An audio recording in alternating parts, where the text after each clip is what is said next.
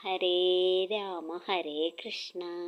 ഭഗവാൻ കൃഷ്ണൻ എന്നു പറഞ്ഞാൽ ആകർഷണമാണ്, അനുഭൂതിയാണ്, ഒരു അനന്തമാണ്. ഭഗവാനിൽ ലയിച്ചിരുന്നാൽ ആ പരമാനന്ദത്തിൽ ലയിച്ചു പോകും.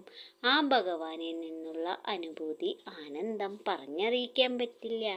നമ്മൾ ഏതോ ഒരു മായാലോകത്ത് ഭഗവാനിൽ ലയിച്ചു കഴിഞ്ഞാൽ പിന്നെ ഒന്നിനോടും ആഗ്രഹങ്ങളുമില്ല, ആസക്തിയുമില്ല, മോഹങ്ങളും സ്വപ്നങ്ങളും തീരെയില്ല. എല്ലാം ഭഗവാൻ മാത്രം. നമ്മളിൽ നിന്നെല്ലാം അത് ഭഗവാൻ എടുത്തു കളയും, മനസ്സ് ശാന്തമാക്കും. അതല്ലേ നമുക്ക് വേണ്ടത്.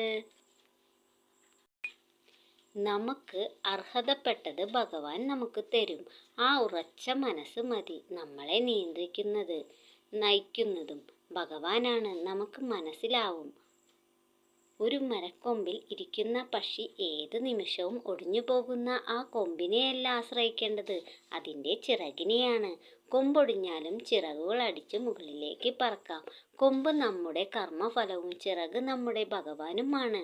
ആ ചിറകിൽ അങ്ങ് മുറുകെ പിടിച്ചാൽ മതി. അതിന് അപ്പുറം സുരക്ഷിതത്വം വേറെ ഇല്ല, പ്രപഞ്ചത്തിലും തന്നെയില്ല. ഈശ്വരസ്മരണ മാത്രമാണ് നമുക്ക് വേണ്ടത്. ഇതൊന്നു മാത്രമേയുള്ളൂ. പ്രപഞ്ചത്തിൽ എല്ലാറ്റിൻ്റെയും മുഖ്യ ഘടകം ഭഗവാനാണ്. ഓം നമോ ഭഗവതേ വാസുദേവായ. സർവം കൃഷ്ണാർപ്പണമസ്തു.